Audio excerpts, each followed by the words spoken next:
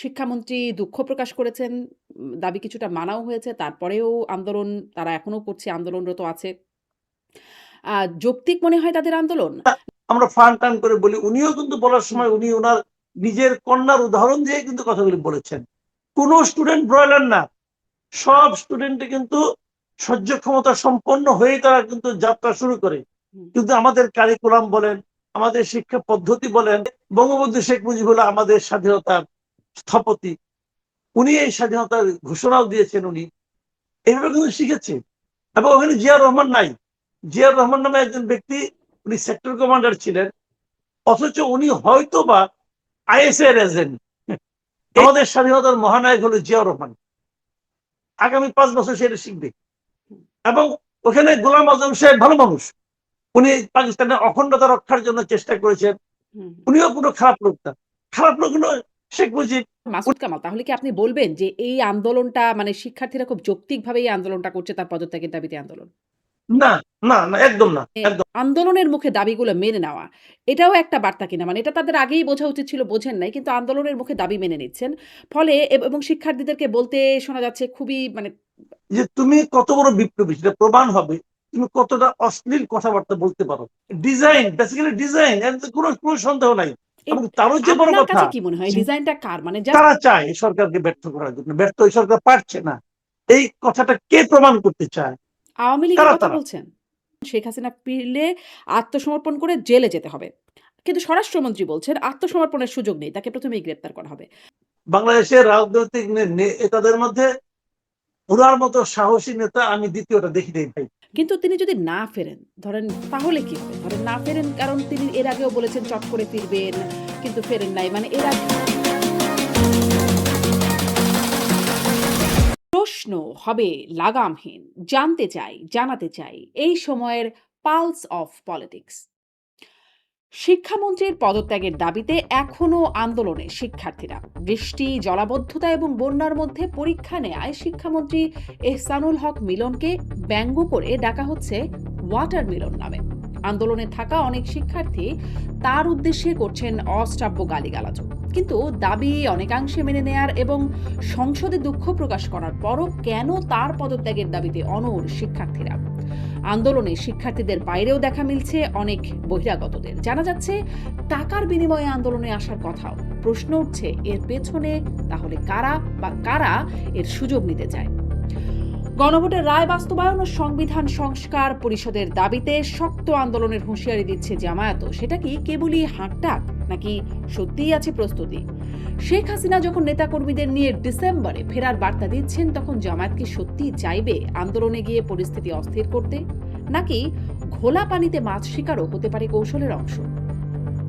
সংসদে জামায়াত আমিরের বক্তব্যের জবাবে স্বরাষ্ট্রমন্ত্রী বলেছেন গণমাধ্যমকে স্বৈরাচারী হতে দেয়া হবে না, পাল্টা জবাব দেয়া হবে। বাংলাদেশের রাজনৈতিক বাস্তবতায় গণমাধ্যমের স্বৈরাচার তো দূরের কথা, স্বাধীন হওয়ার সুযোগও কি আদৌ থাকে? কেন গণমাধ্যম এড়িয়ে যাচ্ছে অনেক গুরুত্বপূর্ণ সংবাদ? এসব নিয়ে কথা বলতে স্বপ্নধারা নিবেদিত পালস অফ পলিটিক্সে আমার আজকের অতিথি সিনিয়র সাংবাদিক মাসুদ কামাল। জনাব মাসুদ কামাল, আপনাকে স্বাগত জানাচ্ছি পালস অফ পলিটিক্স আমার আজকের আয়োজনে। জি, অনেক ধন্যবাদ। অনেক ধন্যবাদ, আপনি সময় দিচ্ছেন। আমি আসলে অনেকগুলো বিষয়ে আপনার সাথে কথা বলব। সার্বিক পরিস্থিতির মধ্যে যেমন আছে শিক্ষামন্ত্রী পদত্যাগের দাবিতে যে আন্দোলন, সংসদের অধিবেশন শেষ হলো। এদিকে শেখ হাসিনা ফেরার বার্তা দিয়ে যাচ্ছেন। আম অধিবেশনে অনেক বক্তব্য, মানে সংসদ অধিবেশনে বক্তব্য, পাল্টা বক্তব্য, ঐক্য, অনৈক্য, অনেকগুলো প্রসঙ্গ, আন্দোলনের হুমকি, অনেক কিছু আছে কথা বলবার মতো। শুরু করি যে শিক্ষামন্ত্রীর পদত্যাগের দাবিতে এই জুলাই মাসেই আবার আন্দোলন, এবং সেখানেও ফার্মের মুরগি, তুমি কে, আমি কে, ফার্মের মুরগি, ফার্মের মুরগি, কে বলেছেন, কে বলেছেন, শিক্ষামন্ত্রী, শিক্ষামন্ত্রী, মানে ওই আগের স্লোগানের আদলে স্লোগান। আম আমি আসলে ২ দিক থেকেই আপনার কাছে একটু ব্যাখ্যা, আপনার বিশ্লেষণ জানতে চাইব যে শিক্ষার্থীদের আন্দোলন নিঃসন্দেহে মানে এরকম আমরাও পরীক্ষা দিয়েছি, এরকম জলাবদ্ধতা বা বন্যা দুর্গত অবস্থায় মানে কত যে ভোগান্তি সেটা আমরা সবাই বুঝতে পারি। আ কিন্তু মানে আপনার কাছে জানতে চাওয়া যে তাদের আন্দোলনকে আপনার কতটা যৌক্তিক মনে হয়? শিক্ষামন্ত্রী দুঃখ প্রকাশ করেছেন, দাবি কিছুটা মানাও হয়েছে। তারপরেও আন্দোলন তারা এখনো করছে, আন্দোলনরত আছে। আ যৌক্তিক মনে হয় তাদের আন্দোলন? নাকি তারা আসলে শিক্ষার্থীরা বেশি আন্দোলনপ্রেমী হয়ে গেছে, একটা চার্ম পেয়ে গেছে আন্দোলনের, সেরকম মনে হয়? নাকি আসলে আন্দোলনের চালিকাটা অন্য কোথাও থেকে, মানে এটাকে একটা আ এটা কোনো কৌশল, ষড়যন্ত্র, আসলে কি মনে হয় আপনার? দেখেন, প্রশ্ন যদি কমন না পড়ে তাহলে আন্দোলন হতে পারে, এই ধারণাটা কিন্তু আমাদের আগে কখনো ছিল না। এবার যে আন্দোলনটা হলো এর মধ্যে কয়েকটা কারণ। এক নাম্বার কারণ হলো যে একটা খুবই প্রাকৃতিক দুর্যোগের দিনে হুম, পরীক্ষা হওয়া, এটা আসলে অনুচিত ছিল। কারণ আমরা দেখেছি যে বাস্তবতাটা কি। রাস্তায় পানি, পরীক্ষা কেন্দ্রে পানি, স্টুডেন্টরা হাঁটু পানি ভেঙে, কোথাও কোমর পানি ভেঙে পরীক্ষা দিতে গিয়েছে। এই পাবলিক পরীক্ষাগুলো একটা স্টুডেন্টের জন্য কতটা গুরুত্বপূর্ণ, হুম, এটা আমরা সবাই নিজেরা যেহেতু ওই ধাপগুলো পার হয়ে এসেছি আমরা জানি। পুরা ফ্যামিলি আমাদের দেশে, পুরা ফ্যামিলি কিন্তু ইনভলভ হয়ে যায়, এনগেজড হয়ে যায় এই পাবলিক পরীক্ষাগুলোকে কেন্দ্র করে। তো সেখানে এই পরীক্ষার দিনে যখন নাকি এই ধরনের মানে আপনার দুর্যোগপূর্ণ আবহাওয়া থাকে, এবং এটা কিন্তু একটা এলাকায় না, বলতে গেলে পুরো দেশে, হুম, তখন এটাকে কিন্তু সিরিয়াসলি নিতে হয়। কিন্তু আনফরচুনেটলি আমাদের শিক্ষামন্ত্রী, শিক্ষা মন্ত্রণালয় এটাকে অতটা সিরিয়াসলি নিয়েছিল বলে আমার কাছে মনে হয়নি। এই দিক দিয়ে বিবেচনা করলে শিক্ষা মন্ত্রণালয় অবশ্যই আমি মনে করি তারা অন্যায় করেছে স্টুডেন্টদের প্রতি।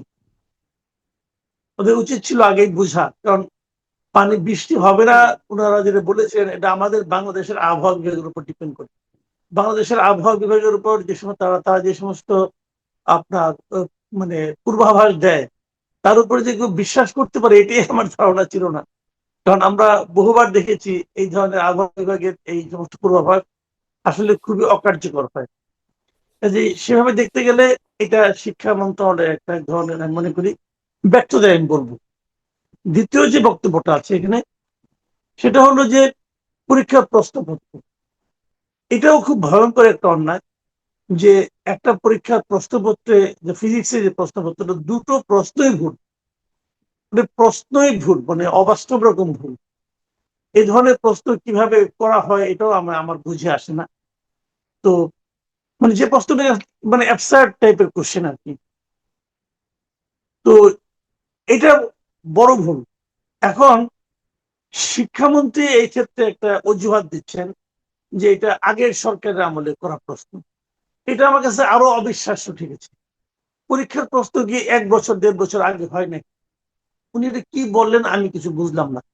আচ্ছা, উনি বলছেন যে কয়েকটা পরীক্ষা বাতিল হয়ে গেছে, এগুলো পরে সেগুলো বাতিল করেছে এবং পরবর্তী সময় পরীক্ষা নেবে। পরবর্তী সময় মানে কি? নিশ্চয়ই ১-১.৫ মাসের মধ্যে অথবা ১৫-২০ দিনের মধ্যে নিবে। যখন সে ১৫-২০ দিন পরে পরীক্ষাগুলি নেবে, তখন প্রশ্নপত্রটা কে করবে? এটাও কি ১ বছর আগের করা নাকি? বলেন আপনি, এটা কি হয়? এই যে প্রশ্নপত্র তো যত কন্টেম্পোরারি একটা সময় করবে ততই তো আমি মনে করি ভালো হবে। আর একটা প্রশ্ন করতে, একটা প্রশ্নপত্র করতে ১ মাসের বেশি লাগার তো কোনো কারণ দেখি না। একজন প্রশ্ন বা একজন অথবা একাধিক লোক প্রশ্নপত্র করবেন, একজন চেক করবেন। এই তো বিষয়গুলো তো এরকম। এটা ১ মাসের উপর লাগার তো কোনো কারণই নাই। কিন্তু নাকি ১ বছর আগে এক অজুহাত দিয়ে উনি অন্যের উপর দায় চাপানোর চেষ্টা করেন। আমাদের সোসাইটিতে এই জিনিসটা খুব আছে। এই যে নিজের দায়টা অন্যের উপর চাপানোর চেষ্টা। ভাইরে, পরীক্ষা হচ্ছে আপনার সময়। যদি এই পরীক্ষাটা খুব ভালোভাবে হতো, তাহলে উনি কি ক্রেডিটটা আগের সরকারকে দিতেন? নাকি উনি নিজেই নিতেন? বলেন আপনি। উনি তো নিতেন। তো ক্রেডিটটা আপনি নিচ্ছেন, কিন্তু দায়টা আপনি অন্যের উপর চাপাচ্ছেন। এই যে মানসিকতাটা না, খুবই হুম, নিম্নরুচির মানসিকতা। তো এটাও আমি মনে করি শিক্ষা মন্ত্রণালয়ের দোষ। আচ্ছা, এখন আমার প্রশ্ন হলো এই সমস্ত এবং উনি তো পরে অনেক কিছু বলেছেন যে যে প্রশ্নগুলো, ওই ২টা প্রশ্নের জন্য ফুল মার্কস দিবেন, এটাও একটা জোড়াতালি মার্কা কাজ। এটাও আমি পছন্দ করি নাই। তারপরে উনি বলেছেন যে যে পরীক্ষাগুলো হয় না সেটা পরবর্তী সময় হবে। মোটামুটি উনি কিন্তু একটা সমাধান দিয়েছেন। হুম। তো বা যারা আর পরীক্ষা এই মিস ব্রয়লার করেছে নিয়ে তারা যে কথাটা পরবর্তীতে দিতে বলেছেন, পারবে। হ্যাঁ, এটাও হ্যাঁ, বলেছেন। হ্যাঁ। ব্রয়লার নিয়ে যেটা বলেছেন, এটা এই ধরনের কথা কিন্তু আমাদের অনেক গার্জিয়ানই কিন্তু তার ছেলে মেয়ে সম্পর্কে বলেন।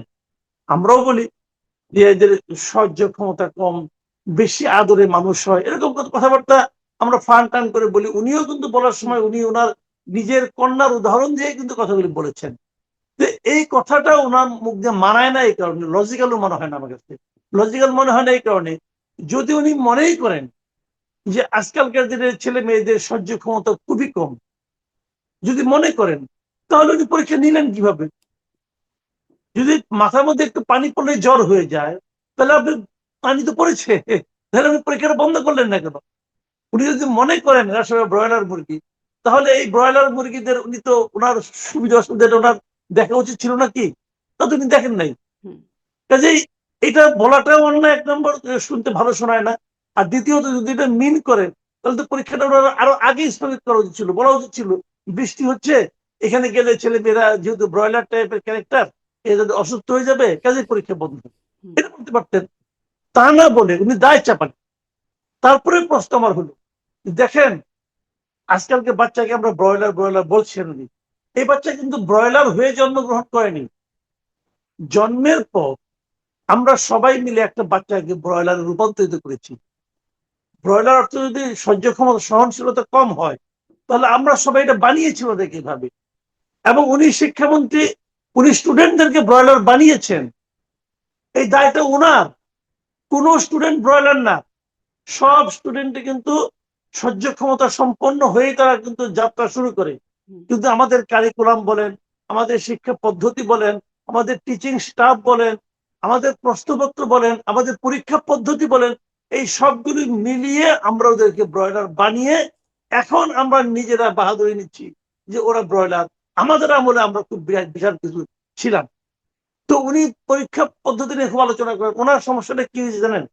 উনি যখন নাকি ২০০১ সালে যখন ক্ষমতায় আসে বিএনপি, ওই সময় উনি স্বাস্থ্য প্রতিমন্ত্রী ছিলেন এবং ওই সময় থাকাকালীন ওই সময় নকলের খুব প্রভাব ছিল। হুম, উনি নকল দমনে খুব ভালো ভূমিকা রেখেছিলেন। এটা গত ২০ বছর ধরে লোকজন ওনাকে স্মরণ করিয়ে দিয়েছে এবং উনি এক পর্যায়ে বিশ্বাস করেছেন যে শিক্ষামন্ত্রী হওয়ার প্রধান কাজ হলো নকল থামানো। এটা তো ওনাকে বুঝতে হবে হুম, যে এর মধ্যে ২০-২২ বছর পার হয়ে গেছে। এই ২০-২২ বছরের সারা দুনিয়ার শিক্ষা ব্যবস্থা চেঞ্জ হয়ে গেছে। এখন পরীক্ষা পদ্ধতি কি হবে এটা নিয়ে, এটা শিক্ষা মানে মন্ত্রণালয়ের কাজ না। শিক্ষা মন্ত্রণালয়ের কাজ হলো শিক্ষা ব্যবস্থা কেমন হবে। গত ৫৫ বছর ধরে আমাদের দেশ স্বাধীন হয়েছে। এই ৫৫ বছরে আমরা আমাদের কোন শিক্ষা নীতি করতে পারি নাই।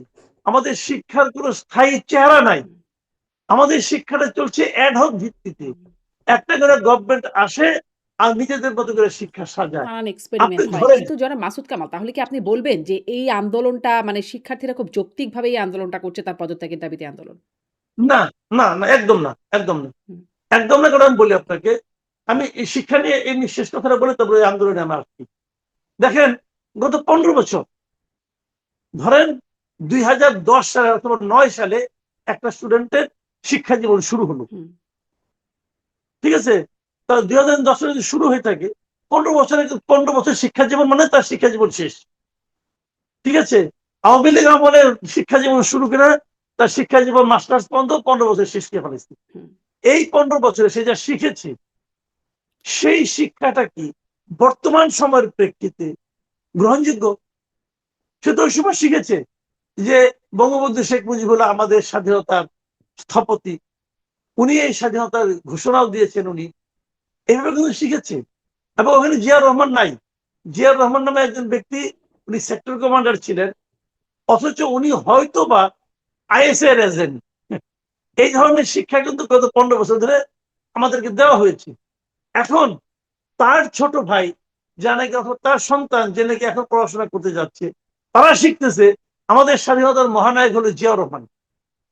আগামী ৫ বছর সে এটা শিখবে। হুম, এবং ওখানে গোলাম আজম সাহেব ভালো মানুষ।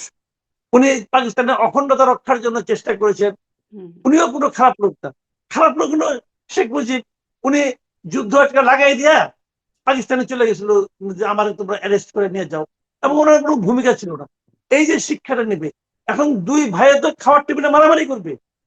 একজন বলবে যে না মহানায়ক হলো জিয়াউর রহমান, আরেকজন বলবে মহানায়ক হলো শেখ মুজিব। মানে ঘরে ঘরে আপনি একটা ঝগড়া লাগাই দিচ্ছেন। শিক্ষা ব্যবস্থা যখন সরকার পরিবর্তনের সঙ্গে সঙ্গে পাল্টে যায়, সেটাকে আসলে কোনো শিক্ষা ব্যবস্থাই বলা যায় না। এটা হলো রাজনৈতিক রাজনৈতিক মিউজিক্যাল চেয়ার বলতে পারেন আপনি। হুম, রাজনৈতিক মিউজিক্যাল চেয়ার হচ্ছে আমাদের এখানে। তো আমাদের রাজনৈতিক নেতৃবৃন্দ যারা আছেন, আমাদের রাষ্ট্র পরিচালনার দায়িত্বে যে লোকগুলো আছেন, এরা এতটাই সংকীর্ণ মনা। এই যাবৎকাল আমরা সেই ৯১ সাল থেকে দেখে আসছি। এদের মন মানসিকতা এত সংকীর্ণ যে তারা আসলে আমাদের জাতিকে একটা কুশিক্ষার মধ্যে ঠেলে দিচ্ছে। এইগুলো শিক্ষার একটা দিক। সেখানে এরা দাবি করছে শিক্ষামন্ত্রী পদত্যাগ করলো। আচ্ছা ধরলাম শিক্ষামন্ত্রী পদত্যাগ করলো, তবে কি সমস্ত যে দাবিগুলো সব সমাধান হয়ে যাবে? কিচ্ছু হবে না, কোনো সমাধান হবে না। মাঝখান থেকে কি হবে, আপনি একটা যদি শিক্ষামন্ত্রী পদত্যাগ করেন, আমি মনে করি বিষয়টা ক্ষতি হয়ে যাবে। যদি সরকার শিক্ষামন্ত্রীকে পদত্যাগ করতে বলেন, আমি মনে করি সরকার এই যে একটা ইনভাইট করলো একটা রাজনৈতিক সংস্কৃতি, এই ইনভাইটেশন থেকে সে আর বেরোতে পারবে না। যে কিন্তু কোনো কিছু পদত্যাগ হবে করতে ওকে বলবে না বলতে এটা হবে। মোটামুটি বোঝা যাচ্ছে। সরকারের এবং মানে সংসদের যে ক্যারেক্টার তাতে থেকে বোঝা যাচ্ছে পদত্যাগ হয়তো করতে বলবে না। কিন্তু দাবির মুখে মানে আন্দোলনের মুখে দাবিগুলো মেনে নেওয়া, এটাও একটা বার্তা কিনা? মানে এটা তাদের আগেই বোঝা উচিত ছিল, বোঝেন নাই। কিন্তু আন্দোলনের মুখে দাবি মেনে নিচ্ছেন। ফলে এবং শিক্ষার্থীদেরকে বলতে শোনা যাচ্ছে খুবই মানে আ এখন শিক্ষার্থীরা একটু ভিন্ন রকমভাবে কথা বলেন। আগে হয়তো আমাদের সময় আমরা এভাবে বলতাম না। তারা বলেন যে এই শিক্ষামন্ত্রীকে সময় শেষ হয়ে গেছে, মানে নানান রকম তাকে ওয়াটারমেলন বলছেন। মানে বেশ ক্রিয়েটিভ শব্দ ব্যবহার করছেন। ওয়াটারমেলন এবং সাথে, সাথে তাকে অশ্রাব্য গালিগালাজও করছে। সেটিও আবার শোনা যাচ্ছে বিভিন্ন জায়গায় আন্দোলনের সময়। উম মানে আ এটা কেমন মনে হচ্ছে আপনার কাছে? এটা কি আসলে তারা স্বপ্রণোদিতভাবেই করছে বলে মনে হয়? এটা হলো 2024 যে গণ আন্দোলন হয়েছে তার সাইড ইফেক্ট, এবং আমাদের 2024 পরে যে সরকারটা এসেছিল ইংরেজ সরকার, তারা কিন্তু এই সাইড ইফেক্টটাকেই মূল হিসাবে তারা নার্সিং করেছে। যে তুমি কত বড় বিপ্লবী সেটা প্রমাণ হবে তুমি কতটা অশ্লীল কথাবার্তা বলতে পারো, তুমি কতটা মুরব্বীদেরকে সঙ্গে বেয়াদবি করতে পারো, হুম, এর উপর ডিপেন্ড করবে তুমি কত মানে বড় বিপ্লবী। এটা ওনারা নার্সিং করেছেন, বুঝলেন, একদম গালি দিয়া, তাহলে গালি, হুম। অশ্রাব্য গালি দিয়ে একজন লোক জাতীয় নেতা হয়ে গেছে। আপনি আমাকে বলেন রে ভাই, এটা কোন দেশে বাস করি? এই যে হাদির কথা আমি বলছি, আপনি পুরো আন্দোলনের সময় তো আমি ছিলাম রে ভাই, আমি তো মানে বিদেশ থেকে আসছি নাই, আমি তো দেশে ছিলাম। এই আন্দোলনে কোথাও হাদি নাই, কিন্তু আন্দোলন শেষ হওয়ার পরে কেবল গালাগালি, মানে গালাগালি করে ও জাতীয় নেতা হয়ে গেছে। এখন নজরুল ইসলামের পাশে তার কবর হচ্ছে, এখন তার বঙ্গবন্ধুর নাম চেঞ্জ করে তার নামে হল বানাইতে হবে, তার নাম পাঠ্য বই রাখতে হবে। তার বোন বলতেছে জিয়াউর রহমান নাম পাঠ্য বই থাকবে কেন, মানে কথা থাকবে কেন, হাদিরটা থাকা উচিত। জিয়াউর রহমান কি হাদির যে বড় নেতা ছিল? বলতেছে তার লোকজন। তো এখন এগুলো যে আমরা শুনতেছি, ওনার যোগ্যতাটা কি? উনি প্রচন্ড অশ্লীল গালাগালি করতে পারতেন। এখন এই গালাগালি করে কিন্তু জাতীয় নেতা যে হওয়া যায়, এটা আমরা এই ইউনূস সাহেবের আমরা দেখলাম। ইউনূস সাহেব এটাকে নার্সিং করেছেন। যে ওনার মানে ইউনূস সাহেব কি জানেন, খুব মেটিকুলাসলি উনি আমাদের এই যে সমাজ, আমাদের সামাজিক যে ব্যবস্থা, আমাদের সামাজিক যে রীতিনীতি, সবকিছু কিন্তু ধ্বংস করে দিচ্ছেন। কিন্তু জনাব একদম মাসুদ কামাল মেটিকুলাস। একটু হাদি হত্যাকাণ্ডের বিষয়টা, যেহেতু আমি আসলে এটা নিয়ে আজকের আলোচনার বিষয় না। তবে খুব সংক্ষেপে যদি বলেন। একটা মানে মর্মান্তিক হত্যাকাণ্ড ঘটলো, হাদি হত্যাকাণ্ড। তারপরে আমরা দেখলাম খুব একটা তাণ্ডব ঘটে গেল এবং তখন ওই যে আপনি বলছিলেন হাদিই যেন সবচেয়ে বড় নেতা, হাদিই যেন দেশের একমাত্র ইস্যু, এরকম একটা পরিস্থিতি তৈরি হলো। তারপরে হাদির হত্যাকারীরা পালিয়েও গেল ওই সময়। আ তারপরে মমতা বন্দ্যোপাধ্যায় দেখা গেল একদম বিস্ফোরক মন্তব্যে বলে দিলেন যে হাদির হত্যাকাণ্ডী কারা তিনি জানেন, সেই দেশের সম্পৃক্ততার কথা বলছেন স্বরাষ্ট্রমন্ত্রী। তারপরে আবার সবাই চুপ। এদিকে হাদির ভাই বলে দিল যে জামায়াতের আমিরের পিএস জড়িত, উপদেষ্টাদের কারা জড়িত, বিএনপির এমপি মন্ত্রীদের কারা, কারা যেন আছেন বললেন ফেসবুক পোস্টে। কেউ কোনো কথা বলল না। তারপরে হঠাৎ করে যেই তাণ্ডব, একদম 'প্রথম আলো', 'ডেইলি স্টার' সব ভাঙচুর হয়ে গেল ওই সময়টায়। কিন্তু তারপরে এত বিধ্বংসী বক্তব্যের পরে সবাই চুপ। কেউ কিছু বলছে না। আ মানে হাদিকে নিয়ে মাতামাতিটাও যেন বন্ধ হয়ে গেল। ইনকিলাব মঞ্চ ভেঙে চুরে শেষ হয়ে যাচ্ছে। মানে ব এইটা কি, এটাও কি মানে ওই যে জিজ্ঞাসা করছিলাম শিক্ষার্থীদের আন্দোলনটা কি স্বপ্রণোদিত? এই বিষয়গুলো কি স্বপ্রণোদিত? নাকি এখানেও আসলে অন্য কিছু? না, এই সবগুলি আপনি মানে ওই যে মেটিকুলাসলি ডিজাইন, সবগুলি একই জিনিস। এবারে আন্দোলন আমি তো কতগুলি, আপনি সোশ্যাল মিডিয়া, আমি আজকে সারাদিন মোটামুটি দেখার চেষ্টা করেছি, সোশ্যাল মিডিয়া গুলো থেকে আপনি যদি দেখেন, নিয়মিত দেখবেন, অনেক স্টুডেন্টকে জিজ্ঞাসা করা হচ্ছে। আমি দেখলাম আপনার এই এই বৈশাখী টেলিভিশনে একটা মানে প্রোগ্রাম দেখলাম, ওখানে ওখানে বৈশাখী টেলিভিশনে একজন লোক জিজ্ঞাসা করছে যে তুমি কোন কলেজে পড়ো? হুম, সে বলতে পারছে না, নাকি আমি যে কোনো কলেজে পড়ি। মানে যখন সে বলে যে কোনো কলেজে পড়ি, তখন মানে সে কোনো কলেজে পড়ে না। আরেকজনকে জিজ্ঞাসা করা হলো তুমি কোথায় পড়ো, ওকে আমি স্কুলে পড়ি। তো তুমি তো এখানে আসছো কেন, ওইকে আমার বড় ভাইয়ের সঙ্গে আসছি। বড় ভাই কোথায়, বড় ভাইকে ডাইকে নিয়ে আসলো। বড় ভাই বলতে পারলো না সে কোন কলেজে পড়ে। ব্যাপারগুলি খেয়াল করেন। তার মানে কি এই লোকগুলি কে? আবার এক জায়গায় দেখলাম একজন লিখছে 300 টাকা করে নিয়ে আসা হয়েছে। 300 টাকা করে নিয়ে আসলে আনতে পারে, কোনো সমস্যা নাই। প্রশ্নটা হলো 300 টাকা কে দিল? একজন তো জানে নাই, কয়েকশো জনকে আনছে। তো এই টাকাটা কার পকেট থেকে বেরোলো, এগুলো কিন্তু ইম্পর্টেন্ট। এখন এই বিষয়টা হলো কি, দেখেন একটা হিস্ট্রিটা কি হবে আজকের থেকে মনে করেন 2 মাস 3 মাস পরে কি আলোচনা হবে, যে একটা নতুন সরকার দায়িত্ব নেওয়ার 6 মাস না আসতে না পেরোতেই, মানে 5 মাসের মাথায় সরকারের একজন মন্ত্রীর পদত্যাগের জন্য সারা দেশে আন্দোলন হয়েছে। ডিজাইন, বেসিক্যালি ডিজাইন, এর তো কোনো সন্দেহ নাই। এবং তারও যে বড় আপনার কথা, কাছে কি মনে হয় ডিজাইনটা কার? মানে জাস্ট আপনার ধারণা, আপনি তো আর তদন্ত করেন না, কিন্তু ধারণা কি ডিজাইনটা কার? ৩০০ টাকা আসলে কার পকেট থেকে আসছে? এটা কার পকেট থেকে আসছে আমি বলতে পারবো না, কিন্তু একটা জিনিস হলো কি মাথায় রাখতে হবে, এই সরকারকে বিব্রত করার জন্য, এই সরকারকে ব্যর্থ প্রমাণ করার জন্য যারা এখন মানে খুব উন্মুখ হয়ে আছে, তাদের ইনভেস্টমেন্ট হতে পারে। তারা চায় এই সরকারকে ব্যর্থ করার জন্য, ব্যর্থ এই সরকার পারছে না, এই কথাটা কে প্রমাণ করতে চায়, তাদের ভূমিকা থাকতে পারে, নাও থাকতে পারে। আমি বলতে আমি শিওর হচ্ছি না, কিন্তু কিন্তু আমি প্রথমত কিন্তু সন্দেহের তীরটা ওদিকে যাচ্ছে। আওয়ামী লীগের কারা কথা তারা? বলছেন? আওয়ামী লীগের কিন্তু এখানে খুব একটা ভূমিকা নাই। ভূমিকা নাই কেন আমি বলি আপনাকে, থাকতেও পারে, থাকতেও পারে, আমি অস্বীকার করছি না, হয়তো তলে তলে থাকতেও পারে। বাংলাদেশে তো তলে তলে অনেক কিছু হয়, তো তা থাকতেও পারে, আবার নাও থাকতে পারে। জামাতারও থাকতে পারে, এনসিপিও থাকতে পারে। এখন আওয়ামী লীগের হওয়াটা একটু কঠিন, কঠিন এই কারণে ছাত্রলীগ এখানে কোন পরিচয় আসবে? ছাত্রলীগ তো রাজনীতি করতে পারবে না, আওয়ামী লীগ তো রাজনীতি করতে পারবে না, তখন তো জিনিসটা আরো রিস্কি হয়ে যাবে। কাজেই কিছু একটা আছে, কিছু একটা হয়েছে, মানে এটা এমনি স্বতঃস্ফূর্ত ভাবে চলে এসেছে তা না। পাশাপাশি যে জিনিসটা হয়েছে ওই ইটা আছে আপনার, ওই ইউনূসের আমলে গালাগালিটা যে আমাদের একটা জাতীয় সংস্কৃতিতে পরিণত করার প্রচেষ্টা, সেই প্রচেষ্টা এখানে কিন্তু আমি দেখতে পেয়েছি। আরেকটা জিনিস আমি বলি আপনাকে, দেখেন পরীক্ষার প্রশ্ন কঠিন হয়েছে, কেউ বলছে ইন্টারমিডিয়েটে ফিজিক্সের প্রশ্ন হয়েছে কুয়েটের পরীক্ষার মতো, বলেছিল এই ধরনের আওয়াজ কিন্তু আমি পেয়েছি। আবার দেখেন যে কলেজগুলো ঢাকার বড় কলেজ, মানে যারা নাকি ওই যে আপনার সাজেশন দিয়ে পড়ায় না, যে কলেজগুলো যেমন নটরডেম কলেজ, হ্যাঁ, দেখেন যেমন আমরা দেখেছি অনেক আগে কি হতো, সাজেশন নেই, যে টেস্ট পেপার থাকে একটা, 5 বছরের প্রশ্ন থাকে, 5 বছরের প্রশ্নগুলো সলভ করে, ওখান থেকে প্রশ্ন আসে ঘুরে ফিরে। এবারের প্রশ্নগুলো ওই টেস্ট পেপার কোম্পানি যারা আছে, যারা টেস্ট পেপার পড়ে যারা পরীক্ষা দেয়, ওই 5 বছরের প্রশ্নগুলো থেকে দেখে ওখান থেকে প্রশ্নগুলো আসে নাই। যারা পড়াশোনা করেছে, মানে যারা নাকি পুরো বইটা পড়েছে, তাদের জন্য কিন্তু এই পরীক্ষা কঠিন ছিল না।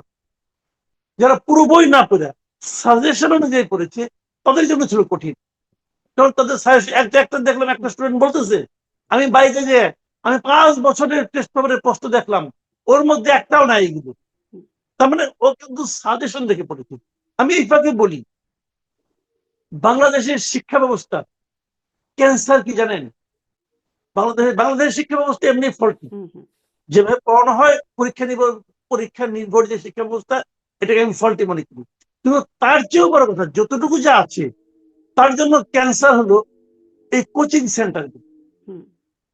কোচিং সেন্টার গুলো কিন্তু ওই যে 5 বছরের প্রশ্ন, কিছু টেস্ট করে, মক টেস্ট নেয়, এই এই সিস্টেমে তারা পড়াশোনা করে। এই কোচিং সেন্টার গুলো হলো বাংলাদেশের শিক্ষা ব্যবস্থার ক্যান্সার। যতদিন পর্যন্ত আপনি কোচিং সেন্টার সিস্টেমটাকে তুলতে না পারবেন, কোচিং ব্যবসাটাকে বন্ধ করতে না পারবেন, ততদিন পর্যন্ত আমাদের শিক্ষা ব্যবস্থা নিয়ে আশাবাদী হওয়ার কোনো সুযোগ নাই। জি, জি। কোচিং কোচিং সেন্টারের কথা সেন্টার বলছেন। কি আপনি করে শিক্ষা জানেন? ব্যবস্থার কোচিং কথা বলছেন সেন্টার তো? আমি সংসদে শুনছিলাম মাননীয় প্রধানমন্ত্রী তিনি বলছেন, তিনি তার বক্তব্যে বাজেট সমাপনী বক্তব্যে তিনি বলছিলেন যে একটা আমি কোট করি, "আমার কেন যেন মনে হয় ফ্যাসিবাদ স্বৈরাচার কোনো একটি বিশেষ গোষ্ঠী, কোনো একটি বিশেষ দেশকে খুশি করতে এই শিক্ষা খাতকে ধ্বংস করার নীতি গ্রহণ করেছিল।" আপনার কি এরকম তার মনে হওয়ার সাথে আপনার মানে আপনিও কি সেরকম মনে করতে পারেন যে কোনো একটি বিশেষ মানে ফ্যাসিবাদী গোষ্ঠী কোনো একটি বিশেষ দেশকে খুশি করতে শিক্ষা খাতকে ধ্বংস করার চেষ্টা করেছে? এটা আমি উনি কিভাবে, যেহেতু উনি প্রধানমন্ত্রী, উনি তো আর মানে আপনার ভিত্তিহীন হাওয়ার উপরে কথা বলবেন না। এবং আমরা এই দেশের নাগরিক হিসেবে আমার প্রধানমন্ত্রী আজগুবি কথাবার্তা বলবেন সেটা আমি বিশ্বাসও করতে চাই না। হতে পারে ওনারটা, বাট আমি নিজে ওইভাবে মানে আমি আমার কাছে কোনো প্রমাণ নাই এবং আমি বলতে পারবো না। কিন্তু আমি এটুকু বুঝি সরকারকে অস্থির করার জন্য, সরকারকে অস্থিতিশীল করার জন্য এই ধরনের কাজ করা প্রয়োজন ছিল।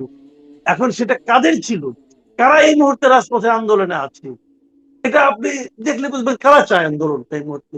আন্দোলন তো সরকারের সঙ্গে একটা বড় বিরোধ এই মুহূর্তে জামাত এবং এনসিপি আছে। তারা তো বারবার বলতেছে যে এই সরকার কথা দিয়ে রাখেনি, এই সরকার গাদ্দারি করেছে, তো বলছে এই কথাগুলো। এখন তারা তো এই সরকার পড়ে গেলে কার লাভ, তাদের তো লাভ। এই সরকার পড়ে গেলে কিন্তু আওয়ামী লীগের লাভ নাই, কথাটা খেয়াল করেন। এই সরকার পড়ে গেলে আওয়ামী লীগের লাভ নাই। আওয়ামী লীগ যদি মনে করে তারা আবার রাজনীতিতে ফিরে আসবে, যদি মনে করে, মনে তো অবশ্যই করে, তারা চায় এটা। এবং তারা এটাও জানে এই চাওয়াটা যতটা সহজে বিএনপির কাছ থেকে তারা পূরণ করতে পারবে, তার চেয়ে কয়েক গুণ বেশি কষ্ট হবে জামাত অথবা এনসিপির কাছ থেকে এই দাবিটা আদায় করা। তাহলে কি এই তাহলে সরকার কি আপনাকে আওয়ামী লীগ যেটা চায় না। জিজ্ঞাসা করছিলাম যে তাহলে কি এর পেছনে আওয়ামী লীগ আপনি মনে করেন কিনা? আপনি বলছেন সেটা সম্ভাবনা কম, থাকলেও থাকতে পারে কিন্তু সম্ভাবনা কম আপনি দেখছেন। আর থাকলে এতক্ষণে নিশ্চয়ই তার গোষ্ঠী শুদ্ধ উদ্ধার হয়ে আসতো। কারণ আওয়ামী লীগ দমনের ব্যাপারে সবাই খুব সচেষ্ট আছে। তারপরেও থাকতেই পারে নিশ্চয়ই আপনি বলছেন। কিন্তু আ মানে জামাত এনসিপি এর পেছনে থাকতে পারে বলে আপনার মানে ধারণা তাহলে? এটাই তো নিয়ম। যখন দেখেন, যখন কোনো অপরাধ ঘটে, অপরাধ বিজ্ঞান কি বলে, যখন কোনো অপরাধ ঘটবে, যারা তদন্ত করবে তারা প্রথমে কি দেখে যে এই ঘটনায় বেনিফিশিয়ারি কি। হুম। এটা কিন্তু একদম প্রথম চিন্তা। তো যদি শিক্ষামন্ত্রী পদত্যাগ করতো এই আন্দোলনের মাধ্যমে, যদি তেমন কিছু হতো, বেনিফিশিয়ারি কে হতো? যারা হতো তারা এই আন্দোলনকে উস্কে দেওয়ার পিছনে থাকতেও পারে। আমি কিন্তু শিওর করে কিন্তু বলতে পারবো আবার না, কারণ এখানে আমার কাছে এই কিন্তু কোনো প্রশ্নটাও করতে এভিডেন্স চাই আছে। যে এই যে বেনিফিশিয়ারি তারা তো আসলে আন্দোলনের কথা বলছে। সংসদে দেখি খুব ঐক্যের কথা বলছেন। কিন্তু বাইরে আন্দোলন ঝাঁকুনি দেওয়ার কথা, গরম দেখানোর কথা, ওয়াশ আউট করার কথা ইত্যাদি নানান রকম হুমকি-ধামকি দিচ্ছেন আমরা দেখছি। কিন্তু আসলে কি তারা বেনিফিশিয়ারি হবেন? কারণ এদিকে আবার শেখ হাসিনা ফেরার হুমকিও আছে। যে বছরের শেষে শেখ হাসিনা ফিরবেন। আর মানে শেখ হাসিনা বা আওয়ামী লীগ প্রশ্ন আসলে আবার সবাই ঐক্যবদ্ধ এদিকে। সেক্ষেত্রে এই ঐক্য মানে ঐক্য ছাপিয়ে আন্দোলন বা অনৈক্য এটির কি তারা বেনিফিশিয়ারি হবেন? নাকি আসলে লুজার হবেন এর মাধ্যমে? এই হিসাব নিকাশটা তারা না, করছেন? না, বেনিফিশিয়ারি তারা হবে না কেউ। শিক্ষামন্ত্রী পদত্যাগ করলে তো সরকার পড়ে যায় না, হুম, সরকার থাকে, কিন্তু সরকার কিছুটা হয়তো দুর্বল হয়ে যায়। সরকারের নৈতিক অবস্থানটা একটু হলেও নড়বড়ে হয়। সরকার পারছে না, এই ধরনের একটা ধারণা সমাজে প্রচলিত হয়, মানে সমাজে ছড়িয়ে পড়ে যে সরকার পারছে না। হুম। যখন সরকার পারছে না তখন কে পারবে? তাহলে ইমিডিয়েট আমার কার দিকে চোখ যায়, তারা তাহলে বেটার, তাহলে তাদেরকে না এনে আমরা ভুল করেছি, তাহলে তারাই বিকল্প শক্তি। এই ধরনের একটা ধারণাকে কিন্তু তারা তাহলে নার্সিং করার সুবিধাটা পায়। হুম। কাজে ওটা হতে পারে, কিন্তু তারাই ওটা বিকল্প হতে পারে, শক্তি কিন্তু ভাবছেন। তারা ভাবতে পারে কিন্তু অন্য দিক থেকে তো বিকল্প আবার মানে তারাও আবার নক করছে যে আমরা ফিরছি, ডিসেম্বরেই ফিরবেন শেখ হাসিনা। তিনি এটা বলে রেখেছেন। আ ফলে এই বার্তাটা আসলে কেমন? একটু সেই বিশ্লেষণেও যাই যে ডিসেম্বরকেই কেন তিনি পছন্দ করছেন সময় হিসাবে? এর মধ্যে তো ২.৫ বছর যদি ধরি, ডিসেম্বর পর্যন্ত ২.৫ বছর প্রায় হয়ে যাচ্ছে। এতদিন পরে ডিসেম্বরকেই তিনি কেন এত সুনির্দিষ্ট করে কেন বলছেন? কি পরিবর্তন হলো বলে মনে হয় যে এই সময়টা? এবং আপনার কি সত্যিই মনে হয় তিনি ফিরবেন? দেখেন কতগুলি বিষয় এখানে আছে। আমি আজকে তো দেখলাম একটা ভারতীয় মানে পররাষ্ট্র মন্ত্রণালয়ের যে মুখপাত্র, রণধীর তিনি জয়সওয়াল। বলতেছিলেন, হুম, হ্যাঁ, তিনি একটা কথা বলতেছিলেন যে ওনার ফেরা না ফেরাটা ডিপেন্ড করবে ভারতের সঙ্গে বাংলাদেশের যে চুক্তি আছে, বন্দি প্রত্যার্পণ চুক্তি, সেই চুক্তির আলোকে ওনার ফেরা বা হুম। না ফেরাটা নির্ভর করবে। কাজেই ওনাদের তো কূটনৈতিক ভাষা, সরাসরি কিছু বলবেন না, যতটা ঘুরিয়ে পেঁচিয়ে বলা যায়। আরেকটা কিন্তু লাইন ওখান কিন্তু থেকে তিনি বলেছেন জনাব মাসুদ কামাল শুরুতে যে এ বিষয়ে মানে শেখ হাসিনার বিষয়ে দৃষ্টিভঙ্গিগত কোনো পরিবর্তন আসেনি। এই কথাটাও তিনি হ্যাঁ, বলেছেন। হ্যাঁ, কিন্তু উনি তো বলেননি দৃষ্টিভঙ্গিটা কি। হুম। কিন্তু যা ছিল তাই।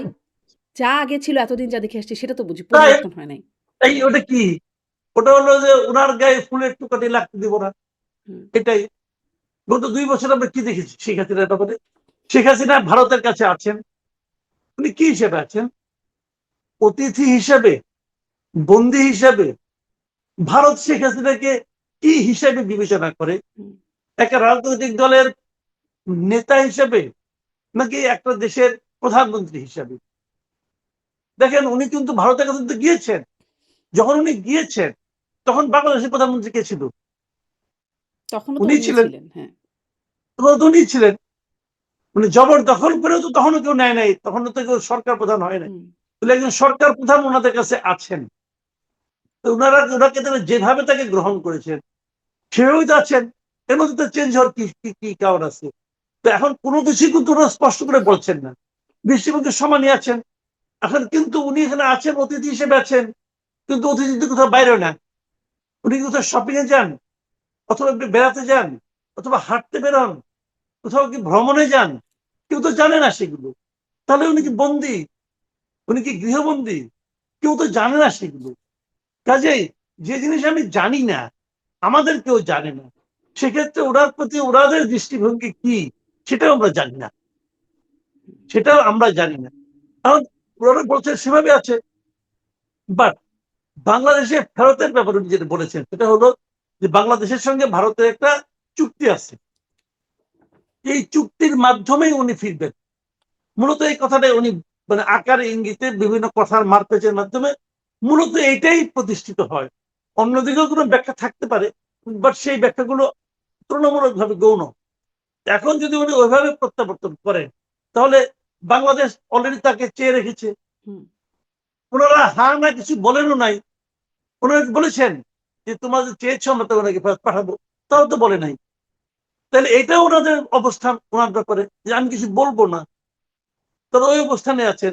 তাহলে যদি উনি ফেরত আসেন তাহলে ওই পদ্ধতির মাধ্যমে আসবেন। এত কিছুর মধ্যে যে জিনিসটা স্পষ্ট হয় সেটা হলো শেখ হাসিনার দেশে ফেরা না ফেরাটা, মানে বাংলাদেশের ভূখণ্ডে শেখ হাসিনার পা রাখা না রাখাটা শেখ হাসিনার উপর নির্ভর করে না, এটা নির্ভর করে ভারতের উপর এবং বাংলাদেশের উপর। এখন ভারত যদি বলে, কথার কথা, ভারত যদি বলে উনি আমার এখানে তো কোনো ভিসা নিয়ে আসেননি, একটা হেলিকপ্টারে চলে আসছেন, ওকে, আমি ওনাকে একটা হেলিকপ্টার দিয়ে পাঠাই দেবো। হুম, যদি বলে, বলতেই পারে উনি যেভাবে আমাদের এখানে আসছে আমরা তাকে সেভাবে পাঠিয়ে দিব। এখন বলবো উনি তো পালিয়ে আসছেন, উনি কি আসলে দেখেন এগুলি কিন্তু অনেক ব্যাখ্যা আছে কিন্তু ভাই, উনি পালিয়ে গেছেন কিভাবে? উনাকে একটা হেলিকপ্টারে বাংলাদেশ থেকে নিয়ে যাওয়া হয়েছে না? হুম। ওই সামরিক হেলিকপ্টার কি হেলিকপ্টার, শেখ সামরিক হাসিনা, বিমানে। হুম, ওই হেলিকপ্টার কি শেখ হাসিনা অথবা শেখ রেহানা ওনারা কেউ চালনা করেছেন? হুম, তত করেন নাই। আমাদেরই সামরিক বাহিনীর কোনো না কোনো পাইলট চালিয়ে গেছেন। যারা চালিয়ে গেছেন তাদের কি বিরুদ্ধে কি কোনো ই হয়েছে, আপনার কোর্ট মার্শাল হয়েছে যে তোমরা কেন আমাদের প্রধানমন্ত্রীকে ওদেশে নিয়ে গেলে? হয়েছে? হয় নাই তো। আমরা তো জানি না কিছু। তার মানে যারা নিয়ে গেছেন তারাও কিন্তু শেখ হাসিনার অনুগত হিসেবে নিয়ে গেছেন, এটা আমরা বলতে পারি না। হুম। তাহলে তাকে কি কেউ অর্ডার করছে?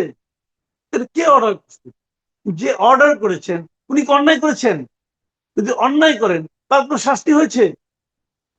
দেখেন এগুলো কিন্তু ভাই প্রশ্ন রে ভাই, আমি প্রশ্ন মানে এই করছি, প্রশ্নটার উত্তরও তার কেউ দিল কোনো না যে শাস্তি কে হয়েছে? আসলে অর্ডার করলো? তাকে যে ভারতে নিয়ে যাওয়া হবে। কারণ, আমরা তো জানি কারণ না। ভারতের সেনাপ্রধান কিন্তু বলেছিলেন সেনাপ্রধানের সাথে তার ৫ ই আগস্ট যোগাযোগ হচ্ছিল। বহুবার হ্যাঁ, যোগাযোগ হয়েছে। ফলে মানে কে অর্ডার করলো, কার যোগাযোগে কিভাবে তিনি গিয়ে চলে গেলেন সেই প্রশ্নটার উত্তর কেউ দেন নাই এটা তো আমরা আসলে। জানলাম না। হুম, আবার ধরেন যে হেলিকপ্টার ওনাকে নিয়ে গেল সে আবার দেশে ব্যাক করছে না? হুম, ব্যাক করছে তো। ব্যাক করে তাকে কি প্রশ্ন করা হয়েছে যে তোমার প্লেনে তোমার হেলিকপ্টারে আমরা দুইজন গুরুত্বপূর্ণ ব্যক্তিকে দিয়েছিলাম, তাদেরকে তুমি মাঝ রাস্তায় ধাক্কা দিয়ে ফেলাই দিয়ে আসছো, কি করছো? ওটা তো আমানত। হুম, আমি তোমাকে আমানত হিসেবে দুইজনকে দিয়েছিলাম, তুমি তাদেরকে কি করলা? তুমি তো তাদের নিয়ে গেছো, তুমি তো তাদের ছাড়া ব্যাক করলে কেন? জবাব, এগুলো তো প্রশ্ন। এই প্রশ্নের জবাব কে দিচ্ছে? কেউ দিচ্ছে না। হুম, হুম। প্রশ্নও কেউ করছে না। কেউ করছে না। প্রশ্নও তো কেউ করছে না। এখন ভারত যদি বলে যে যেভাবে পাঠিয়েছেন সেভাবে পাঠিয়ে দেই, যদি পাঠিয়ে দেয় তাহলে আপনি কি করবেন? মানে আমি বলছি যে এগুলি দেখেন, এগুলি আপনি সব কিন্তু লজিক দিয়ে এস্টাবলিশ করতে পারবেন না। হুম, কাজেই আবার উনি যদি বলেন যে আমি এখানে থাকবো না, আমি চলে যাব, ভারত থেকে বেঁধে রাখবে, তো উনি বলবেন ভারত ভারত আমাকে বেঁধে রেখেছে, এই আরেক যন্ত্রণা। উনি অবতন রয়টার দিয়েছেন এর আগে, এবার এটিকে দিবেন ইন্টারভিউ। দেখেন ভারত কিন্তু আমাকে দেশে যেতে দিচ্ছে না, তো ভারত কি এই দায় নিবে? তো এইগুলি শুনেন, এখন যে যার অবস্থানে থেকে যে যেভাবে পারছে তারা কথা বলে যাচ্ছে। এখন এসব কেউ কথার যদি বিতর্ক সামারি তৈরির আপনার জন্য কাছে কথা মনে হয়, বলছে। এই কথাগুলোর বিশ্লেষণ করে যদি আপনার কাছে জানতে হয়, তিনি কি ডিসেম্বরে ফিরবেন বলে আপনার বাস্তবিকভাবে মনে হচ্ছে? মানে সার্বিকভাবে? শুনেন, আমি পার্সোনালি যতটুকু বুঝি, আমি একদম ব্যাখ্যা করে ওনার অবস্থান তো আমি জানি না উনি কিভাবে আছেন। উনি কি ভারতের ইচ্ছায় চলেন না ওনার নিজের ইচ্ছা ভারত চলতে দেয়, এটা আমি জানি না। কাজে আমি কিসের উপর ভিত্তি করে বলবো? কিন্তু আমি এমনিতে বলি, যদি উনি মুক্ত মানুষ হন, যদি মুক্ত মানুষ হন, তবুও কিন্তু ওনার আসতেও গেলে, উনি যদি আসতেও চান, তো ওনার তো একটা ডকুমেন্ট লাগবে। হুম, কোনো এয়ারলাইন্স তো ওনাকে উইদাউট ডকুমেন্ট উঠতে দেবে না। সেই ডকুমেন্ট ওনাকে কে প্রডিউস করবে? ভারতে বাংলাদেশের দূতাবাস করতে পারে। আমার কাছে অস্বাভাবিক কিছু মনে হয় না, কারণ উনি এলে পর আমাদের সমস্যাটা কি? মনে করেন আমি যদি এই গভর্নমেন্টের কথা বলি, শেখ হাসিনা যদি বাংলাদেশে একা একা আসতে চান, হুম, যদি প্লেনে উঠে চলে আসতে চান, তাহলে বাংলাদেশ গভর্নমেন্টের সমস্যা কি? আমি তো কোনো সমস্যা দেখি না। সমস্যা দেখি না মানে আমি তত্ত্বগত ভাবে সমস্যা দেখি না। হুম, কারণ ওনারা তো তাকে ফেরত চাচ্ছেন। উনি যদি নিজেই চলে আসেন, বাংলাদেশ গভর্নমেন্টের তো কোনো প্রবলেম নাই। হুম, বাংলাদেশ গভর্নমেন্ট তাকে আনলে এয়ারপোর্টে আসা মতো তাকে অ্যারেস্ট করবে। হুম, হুম। অ্যারেস্ট করে তাকে নিয়ে কি আইনি করবে? তার প্রক্রিয়া। তার বিরুদ্ধে তো একটা, তার বিরুদ্ধে একটা শাস্তির রায় আছে, তো তার বিরুদ্ধে একটা আদেশ আছে, তার বিরুদ্ধে একটা মৃত্যু দণ্ডাদেশ আছে। যদি ওনাকে না পায়, সেই দণ্ড তারা কাকে দিবে? দণ্ড দেওয়ার হুম, জন্য তো ওনাকে ওই গভর্নমেন্টের দরকার। তো সেক্ষেত্রে যদি উনি বলেন যে আমি ঘাট, তোমরা ফাঁসি দড়ি নিয়ে রেডি আছো, ওই দড়ির মধ্যে আমি ঘাট ঢুকানোর জন্য আমি আসতে চাই, তো সবকে তো খুশি হওয়া উচিত। হুম, এটা হলো লজিক্যাল কথা। মানে আমি মানে দুই দিয়ে চার মিলালাম, কিন্তু এর বাইরেও একটা অঙ্ক আছে। সেটা কি? শেখ হাসিনা তো ভাই আমার আপনার মতো যে কোনো মানুষ না। হুম, হুম, উনার কথায় দাঁড়াইয়া আন্দোলন করার জন্য কয়েক লক্ষ লোক যে কোনো সময় রেডি আছে। হুম, তারা কি করবে? তারা অনেক কিছুই করতে পারে, তারা অনেক কিছুই করতে পারে, এবং সেই করাটা এই সরকারের জন্য কতটুকু আপনার মানে কি বলবো, মানে এই আরামদায়ক হবে, এটাও কিন্তু এই সরকারের দেখেন। আমি একটা কথা বলি আপনাকে ভাই, যে তাহলে কি জিনিসটা এরকম নাকি যে আমার কাছে ওনারা আসলে ঠিকই। চায় না, সরকার চায় না যে তিনি আসুক? কারণ আমি এর মধ্যে আপনার কথার মধ্যে একটুখানি যুক্ত করি। এর মধ্যে আমরা শেখ হাসিনা এই ফেরার কথার মধ্যে পররাষ্ট্র প্রতিমন্ত্রী শামা ওবায় তিনি বলেছেন শেখ হাসিনা ফিরলে আত্মসমর্পণ করে জেলে যেতে হবে। কিন্তু স্বরাষ্ট্রমন্ত্রী বলছেন আত্মসমর্পণের সুযোগ নেই। তাকে প্রথমেই গ্রেপ্তার করা হবে। মানে ২ টা কথার মধ্যে একজন বলছেন আত্মসমর্পণ করে তাকে জেলে যেতে হবে আরেকজন বলছেন আত্মসমর্পণের কোনো সুযোগ নাই। মানে সরকার কি চায় যে তিনি আসলে ফিরুক? ওই যে আপনি যে বাস্তবতাগুলোর কথা বলছিলেন সব মিলিয়ে? আচ্ছা, আমি সালাউদ্দিন আহমেদ সাহেবের কথাটা মানে আমার কাছে লজিক্যাল মনে হয় নাই। মনে হয় না, কারণ ধরেন আমি উদাহরণ দিয়ে বলি আপনাকে। ধরেন আমার বিরুদ্ধে গ্রেপ্তারি পরোয়ানা আছে, আমাকে পেলেই গ্রেপ্তার করবে, ঠিক কিনা? হুম, কিন্তু আমাকে তারা পাচ্ছে না গ্রেপ্তার করার জন্য।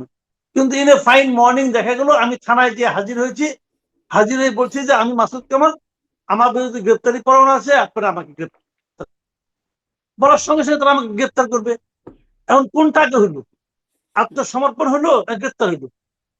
হুম, জি। আত্মসমর্পণের অব্যবহিত পরেই মুহূর্তে তারা গ্রেপ্তার করলো। কাজে আত্মসমর্পণের সুযোগ নেই। সালাউদ্দিন সাহেব বলেন কিভাবে? কিভাবে বলেন? হুম, উনি যখন এই দেশের মাটিতে নামলেন, নামার সঙ্গে সঙ্গে ওনাকে গ্রেপ্তার করলো। তো আগে তো উনি নামলেন। হুম, আর যদি গ্রেপ্তার করে আনা হয়, তাহলে তো ইন্ডিয়া থেকে উনি গ্রেপ্তার হওয়া অবস্থায় আসবেন। কাজে সালাউদ্দিন আহমেদ সাহেবের বক্তব্য ঠিক না। উনি এটা গায়ের জোরে বলেছেন। উনি প্রমাণ করতে চেয়েছেন যে উনি আসতে পারবেন না। ভাই উনি খুব ভালো মতে আসতে পারবেন না, আসতে পারার কে? আমি তো আপনাকে বললাম, হুম, যে প্রক্রিয়া পাঠানো হয়েছে যদি সেই প্রক্রিয়া তারা পাঠিয়ে দেয়, তাহলে এখানে গ্রেপ্তার করে আনার জায়গাটা কোথায়? উনি আসলেন, মাটিতে পা রাখলেন, আমি বললেন যে আমি এই মাটিতে আত্মসমর্পণ করতে আসছি। উনি তো নিজেও বলেছেন যে আমি সারেন্ডার করার জন্য যাব। উনি বলেন নাই? হুম, হুম, বলেছেন তো ভাই। উনি তো সারেন্ডার শব্দটা ব্যবহার করেছেন। কাজে এখানে শামা ওবায়দের কথাটা আমি মনে করি তুলনামূলক ভাবে লজিক্যাল। হুম, আর সালাউদ্দিন আহমেদ সাহেবের কথাটা ওনার দলের জন্য এক ধরনের মানে কি বলবো এটাকে, মানে এটা এটা লজিক বিহীন কথা। উনি গায়ের জোরে বলতেছেন যে আমরা ওনাকে আত্মসমর্পণ করার সুযোগই দিব না, আচ্ছা। তো গ্রেপ্তার করে তো ফেলবো। ফিরলে কি হবে সেটা একটু শুনছিলাম যে তাকে গ্রেপ্তার, আইনি প্রক্রিয়া বা লক্ষ, লক্ষ মানুষের আন্দোলনের কথার মানে সেটারও একটা জায়গা আছে আপনার কথা শুনে বুঝছিলাম।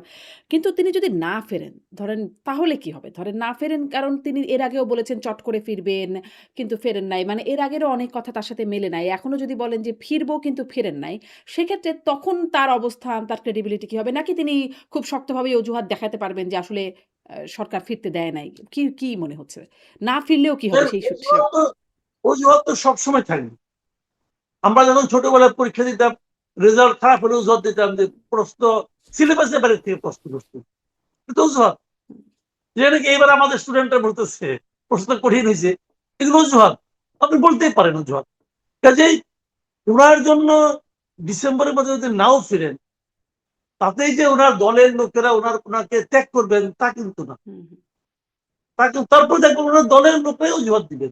ওনার অজুহাত দেওয়া দরকার নেই। যেমনটি আমরা দেখেছি তারেক রহমান এই অন্তর্বর্তী সরকার আসার পরেও কিন্তু ওনার ফিরতে প্রায় ১.৫ হুম। বছর লাগাই দিচ্ছেন। প্রায় এবং ১ বছর তার ৪ মাস ফেরাটা তার লাগিয়েছেন। একক সিদ্ধান্তের উপর নির্ভরশীল না এটাও তিনি জানিয়েছিলেন। যাই আমি মনে করি এটা অজুহাত। That was lame excuse. আমি তো এটা ভাবতেই চাই না। কারণ আমার কাছে আমি তখন এটা বলেছি যে আপনি যখন বলেন আমার একক সিদ্ধান্তের উপর ফেরাটা নির্ভর করে না, তখন আমরা আতঙ্কিত হই। আতঙ্কিত হই এই কারণে আমি ভাবতেই চাই না যে আমার যিনি নেতা হবেন, যিনি আমার লিডার, যিনি আমার দেশ চালাবেন, তার একটা কাজের জন্য অন্য কারোর উপর মুখাপেক্ষী। এটা আমি ভাবতেই চাই না। হুম। অন্য কোনো দেশ, অন্য কিন্তু কোনো সেটা তো শক্তি বাস্তবতা হতেও পারে নাকি? ভাবতে না আমরা হয়তো চাই না কিন্তু সেটা হতে পারে কিনা বাস্তবতা আপনার হতে এটা তার সমস্যা। এটা তো আমার সমস্যা না রে ভাই। হুম, এটা হলো আমার আতঙ্ক। আমি যখন জানবো যে আমার সরকার প্রধানের উপর আরেকজন আছে যে নাকি তাকে নিয়ন্ত্রণ করে, সেটা তো আমাকে আনন্দ দিচ্ছে না। আমি তো এখানে আনন্দিত হচ্ছি না। আমি এতে হতাশ হচ্ছি যে আমার নেতা তার নিজের ইচ্ছায় করতে পারে না। তাকে আরো কেউ বলে যে তুমি যাও, তুমি যেও না। এটাতে ভাবতে আমার ভালো লাগে না। কাজেই উনি কেন আসেন না ওনার ব্যাপার, কিন্তু উনি তো আসেন নাই রে ভাই। উনি তো ১.৫ বছর লাগাই দিয়েছেন আসতে ওনার। হুম, কাজেই এরকম হতেই পারে। কিন্তু আমরা এগুলো চাই না। কিন্তু আমি একটা কথা বলি, আমরা একটা মানুষকে কিভাবে চিনি? তার অতীত কর্মকাণ্ডের মাধ্যমে চিনি। শেখ হাসিনাকে আমরা দেখেছি কিন্তু এর আগে।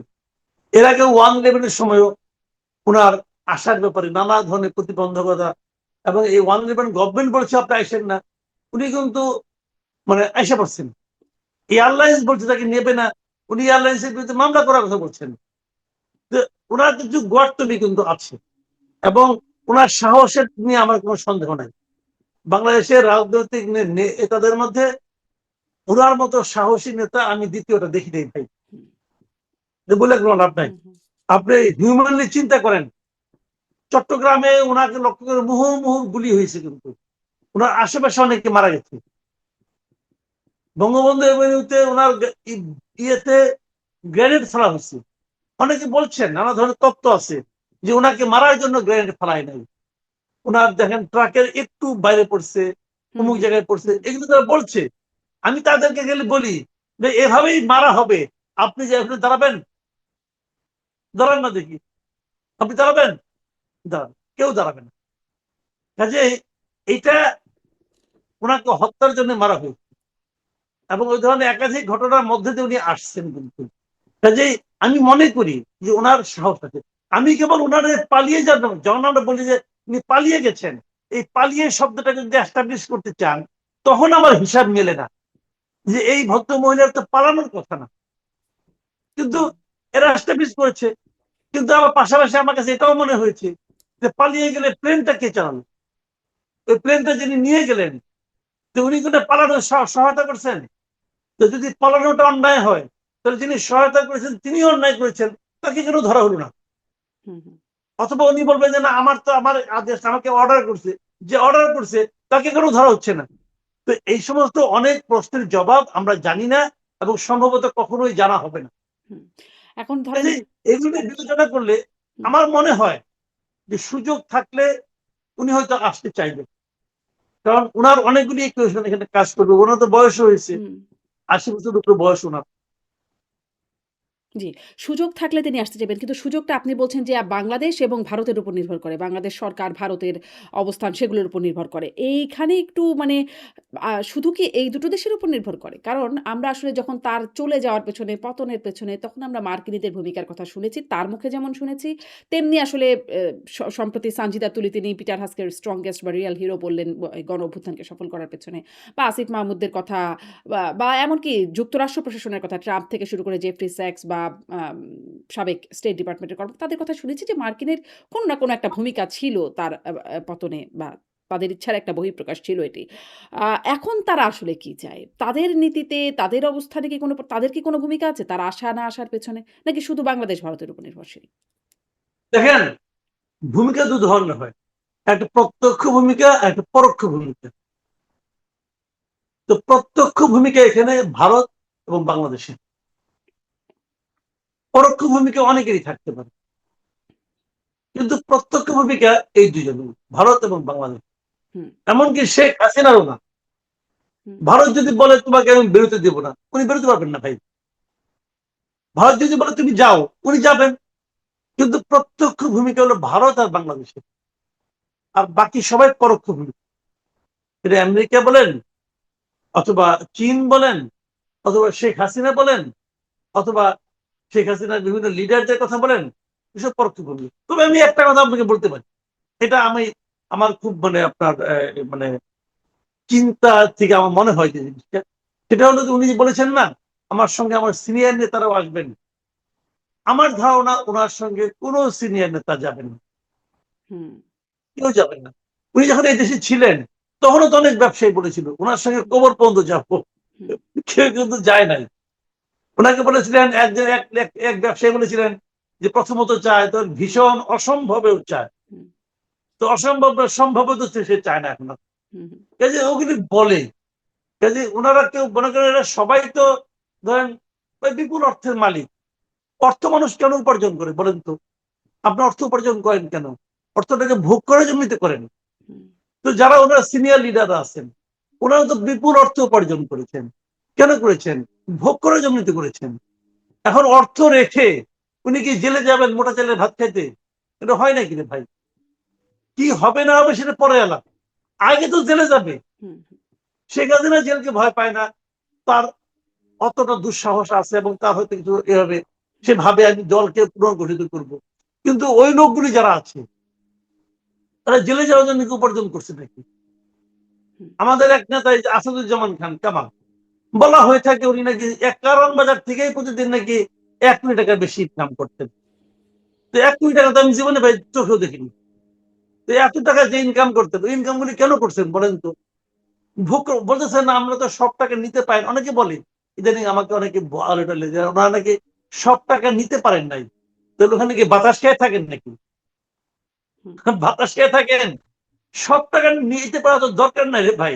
যদি ছিটে ফোটারও নেয়, ওই ছিটে ফোটারও যে ওজন, সেটা দিয়েও তো আমাদের 2 জীবন চলে যাবে। হুম, হুম। কাজেই ওগুলি রেখে আপনার মনে হয় জেলখানায় যে আসতে চাইবে কেউ? কেউ চাইবে তারা না। তারা আসবেন না।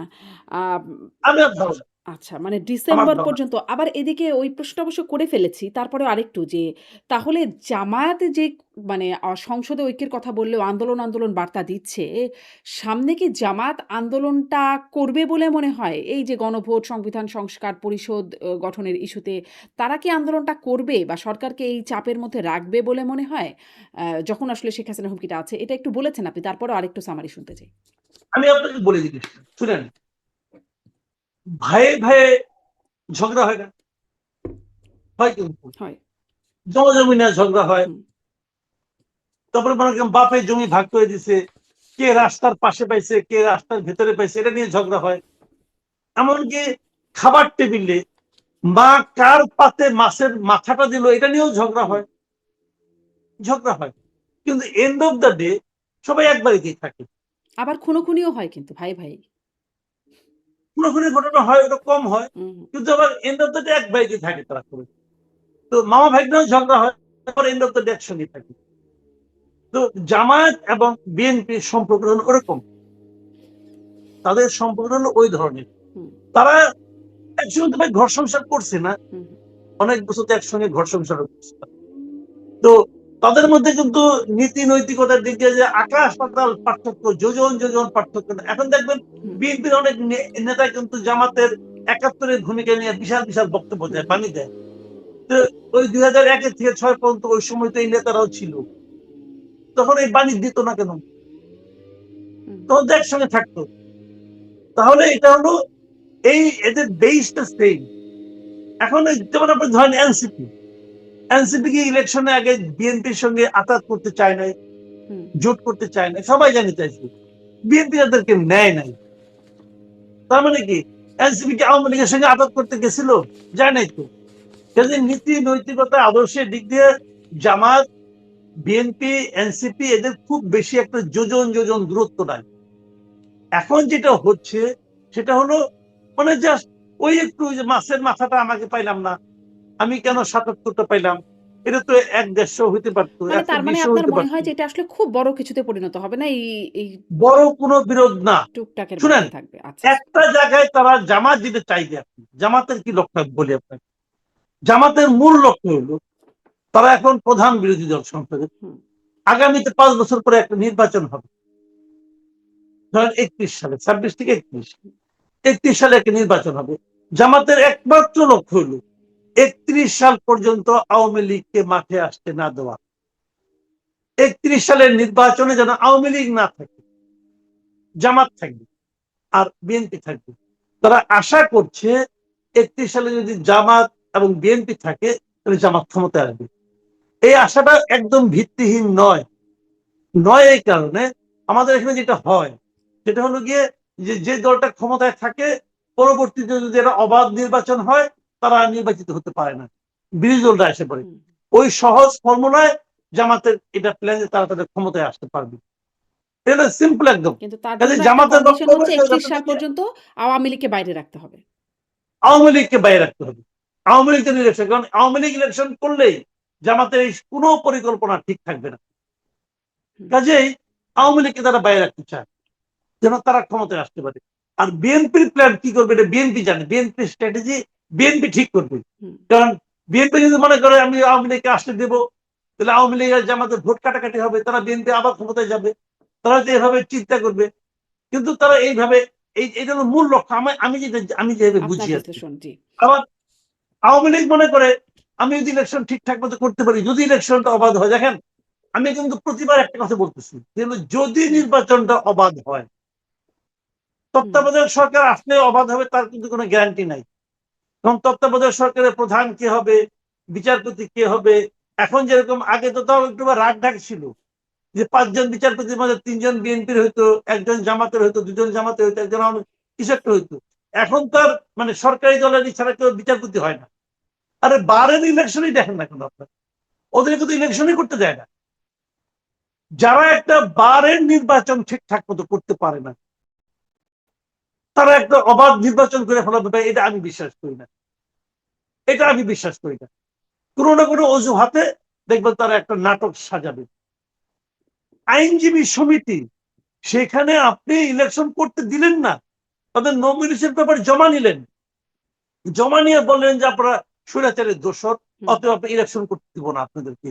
পৃথিবীর পুরো জায়গায় পুরো ফর্মুলা এটা করবে হয়েছে এখানে। আপনি কি মনে করেন বিএনপির কেন্দ্রীয় নেতৃত্বের সমর্থন না থাকলে এটা হইতে পারতো? পারতো না। যারা একটা বারের নির্বাচন করতে দেয় না, তারা একটা অবাধ নির্বাচন করতে দিবে, ভাই আমি বিশ্বাস করি না ভাই।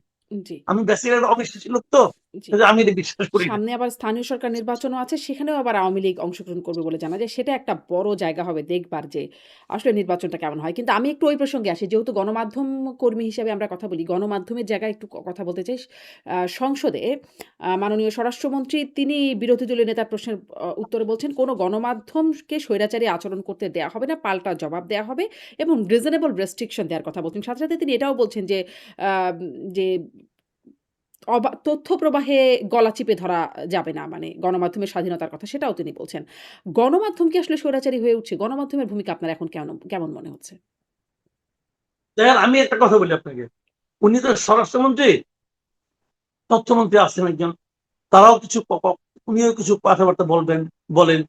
আমাদের এর আগেও অনেক সরকার ছিল, ওই সমস্ত সরকারেরও তথ্যমন্ত্রী ছিল, ওই সমস্ত সরকারেরও স্বরাষ্ট্রমন্ত্রী ছিল। এরা যে যা বলে, খালি স্বরাষ্ট্রমন্ত্রীর নামটাকে বাদ দিয়ে হুম, আপনি আজকে থেকে 10 বছর আগে দেখেন স্বরাষ্ট্রমন্ত্রী কি বলছে, তথ্যমন্ত্রী কি বলছে, এই স্বরাষ্ট্রমন্ত্রী কি বলে, এই তথ্যমন্ত্রী কি বলে। শব্দগত পার্থক্য আছে, ভাবগত কোনো পার্থক্য পাবেন না, ভাবগত পার্থক্য পাবেনই না। প্রত্যেকটা সরকারের তথ্যমন্ত্রী বলবে যে তাদের সময় গণমাধ্যম সর্বোচ্চ স্বাধীনতা ভোগ করছে। আর যদি হাসান মাহমুদ হয় তাহলে সে বলে বসবে যে সারা পৃথিবীতে নাকি এত স্বাধীন গণমাধ্যম আর নাই। হুম, সে কারণ তার লজ্জা শরম কম, সে বইয়ের বলবে। তো বলতেছে সবাই, এবং যারা গণমাধ্যম কর্মী তারা জানে তারা কে কতটা স্বাধীনতা ভোগ করতেছে। আগের সরকার আমলে বলতো, আওয়ামী লীগ আমলে বলতো সাংবাদিকদের একটা অংশ, তারা বলতো যে ওই আওয়ামী পন্থীর সাংবাদিকরা সুযোগ সুবিধা পায়, আমরা কিছু পাই না। এখন আবার তারা পায়, তারা যে পায় এটা আবার বলে না, আর ওরা যে পায় না এটা বলে। ওরা যদি কেউ একজন পায়, ধরেন জনৈক এক্স, উনি এই জামাত বিএনপির সাংবাদিক না, তো কিছু একটা সুবিধা পেল, সঙ্গে সঙ্গে এরা চিৎকার করবে, এই তো সেই লোক কিন্তু আওয়ামী পন্থী সাংবাদিক, তাকে তো সুযোগ সুবিধা দেওয়া হচ্ছে কেন, সে তো আগের গভর্নমেন্টের আমলও পেয়েছে, এখনো কোনো পাচ্ছে। তার মানে আগের গভর্নমেন্ট যেহেতু পেয়েছে, অতএব প্রমাণিত হচ্ছে যে সে স্বৈরাচারের দোষক, অতএব পাওয়া চলবে না। আবার যদি কোনো নিরপেক্ষ কেউ পায়, সেটাও সমস্যা। তার তো দলের প্রতি কোনো আনুগত্য নাই, হুম, তার হুম, তো জাতীয়তাবাদী আদর্শের প্রতি কোনো আনুগত্য নাই, তাহলে তাকে কেন দেওয়া হচ্ছে? তার মানে সব আমাকে দাও, আগে সব ওরা পেত না। আগে যারা বাঘ ছিল তারা এখন বিলাই হয়ে গেছে, আগে যারা বিলাইয়ের মতো মিউ মিউ করতো এখন তারা বাঘ হয়ে গেছে। হুম, তো আমাদের গণমাধ্যম তো ভাই এভাবেই চলছে। কিন্তু ইন্টারেস্টিং হলো মালিকদের কোনো সমস্যা হয় না। মালিকরা কিন্তু সব ভালো ভালো আছে, হুম, সব মালিক খুব আরামে আছে, মালিকদের কোনো সমস্যা নাই। সাংবাদিকরা দেখতে ভাবে মরতেছে, ঘুরতেছে। যেমন ধরেন আমি উদাহরণ দিয়ে বলি আপনাকে, তো বলবেন যে ভাই আমি তো আজকে আমি একদম টু দা পয়েন্ট উদাহরণ দিয়ে বলি। এই যে ধরেন সৈয়দ আব্দুল আহমেদ, উনি এখন প্রধান তথ্য কর্মকর্তা হয়েছেন।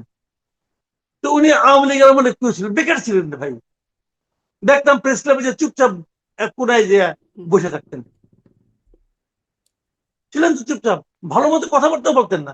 আমি ওনাকে বলতাম আব্দুল ভাই আপনি সামনে ইলেকশন করবেন হুম, নাকি, সামনে আপনি প্রেস ক্লাবের সেক্রেটারি বসে ইলেকশন করেন, উনি যাকে সেক্রেটারি ছিলেন, ইলেকশন করেন, সভাপতি ইলেকশন করেন। উনি বলতেন না এখন আর কোনো ঝামেলা চাই না। মানে উনি টিকে থাকতে চাচ্ছেন, কিন্তু বাঘের মতো করে নয়, বিড়ালের মতো করে, যে আমি টিকে থাকবো, সময় সুযোগের অপেক্ষায় থাকবো, যেই সুযোগ আসবে আমি প্রধান তথ্য কর্মকর্তা হয়ে যাব। হুম, হুম। হয়ে গেছেন, কোনো প্রবলেম কিন্তু নাই। উনি কিন্তু লোক ভালো, আমি না কিন্তু খারাপ, উনি আমার কলিগ ছিলেন, আমার 2 দিনের পত্রিকা ওনার সঙ্গে আমি একসঙ্গে চাকরি করছি। অত্যন্ত চমৎকার লোক, ওই আমার যে খুব ওই পছন্দের ওই ওই মানুষ উনি। কথাতেই স্পষ্ট মানে আগের বিলাইরা এখন বাঘ, আগের বাঘরা এখন বিলাই। এই অবস্থাতে এসে পৌঁছেছে।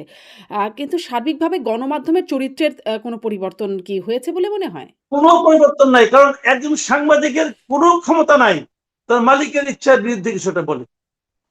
মালিক যেভাবে চাইবে সাংবাদিক সেই কাজটাই করবে, এবং মালিক এই সাংবাদিকদের তার মতো করে চালানোর জন্য হুম, আরেকজন ক্যারিসমেটিক সাংবাদিককে তার পত্রিকা, তার প্রতিষ্ঠানে, তার টেলিভিশনে উচ্চ পদে বসায় রাখছেন। তার কাজ হলো মালিকের হয়ে সমস্ত সাংবাদিককে দৌড়াই বাড়ানো।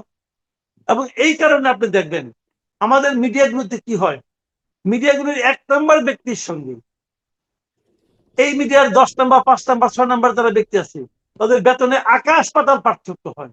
হুম, কেন পার্থক্য হয়? যে তুমি যা প্রাপ্য, তোমার যে যোগ্যতা তার 10 গুণ তোমাকে আমি দিচ্ছি, আর অন্যদেরকে আমি ঠকাচ্ছি, তুমি ওই ঠকানোটাকে জাস্টিফাই করো। হুম, তো এরকম আমাদের মিডিয়া যারা মানে বড় মাতবর, সিপাহ সালার, ওনারা এই কাজগুলি খুব আনন্দের সঙ্গে করেন, কারণ হুম, উনি তো পাচ্ছেন। আপনি প্রত্যেকটা পত্রিকায় দেখবেন সম্পাদকের সঙ্গে সহকারী সম্পাদকের বেতনে পার্থক্য কত দেখবেন আপনি, আকাশ পাতাল পার্থক্য। সহকারী সম্পাদক কবে 1 লাখ টাকা, সম্পাদক কবে 7 লাখ টাকা, হুম, 7 লাখ 10 লাখ টাকা পাবে বেতন পাবে। এটা হলো আমাদের দেশের ক্যারেক্টার।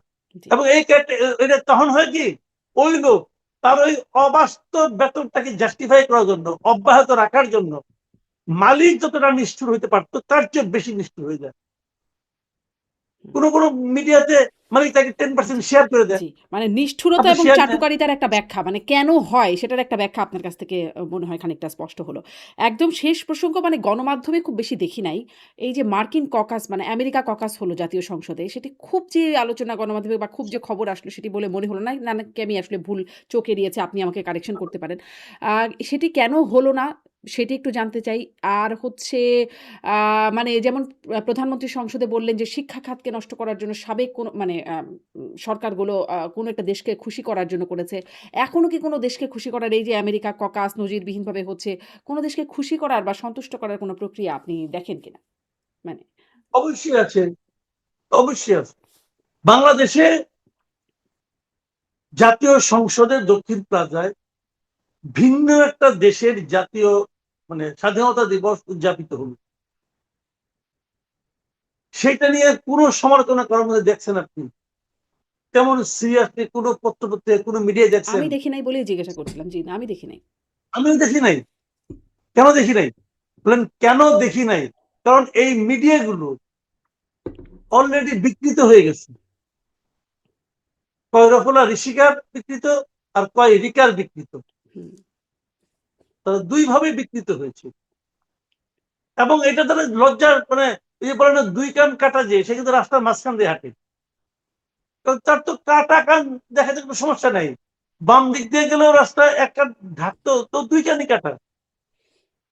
এদের কোনো লজ্জা নাই। এরা খালি আমার টাকাটা আমার কাছে আসলেই হয়। আমার দাপটটা আমার কাছে আসলেই হয়। আমার কথা সরকার শুনে এই জিনিসটা এই ফিলিংসটা নিয়ে আমি রাতের বেলা ঘুমাতে যেতে পারলাম কিনা সেটাই হলো ইম্পর্টেন্ট এদের কাছে। এদের কাছে দেশ, আত্মসম্মান, জাতীয়তা বোধ কিচ্ছু নাই দেবে জিরো, জাস্ট জিরো। হুম, এই যে আমি যে কথাগুলো বলতেছি আপনি বলবেন ভাই তুমি কে হে? তুমি বিরাট একটা জ্ঞানের লোক হয়ে গেছো, ন্যায়পাল হয়ে গেছো। না আমি হইছিও না আমি এটা বলি আপনাকে। আমি তো কোনো চাকরি করি না। চাকরি করলে আমিও পারতাম না বলতে। কারণ আমি তো চাকরি করেছি। আমি ৩৪ বছর চাকরি করেছি। আমি জানি চাকরি করলে কি হয়। চাকরি কি ভাই? বলেন চাকরিটা কি? চাকরের কাজ তো চাকরি। তো আমি তো চাকর ছিলাম। কাজেই যখন চাকর আপনি থাকবেন তখন আপনি পারবেন না। আপনি আপনার চাকরকে বললেন, "হ্যাঁ, আমাকে ১ কাপ চা দাও।" সে আপনাকে ১ কাপ দুধ এনে দিল। কি না স্যার আপনার তো চা খাওয়া ঠিক না। ১ কাপ দুধ খান। ওই লোক থাকবে আপনার বাসায় চাকরি করতে পারবে? ওই যে কি তুই বুঝবি না আমি বুঝবো। তোরে চা আনতে বলছি চা নিয়ে আয়। তুই দুধ আনছস কেন? হিসাবটা কিন্তু ওই জায়গায়। হুম, হুম, এরা কেউ ছোট চাকর, কেউ বড় চাকর। হুম। জি। কিন্তু এই চাকররা তাহলে নিজেদের মাথা বিক্রি করে দিয়ে বসে আছে। ওই বিকৃত রিফেলা এবং র-ফেলা ২ টা দিয়েই আপনি বলছিলেন গণমাধ্যম।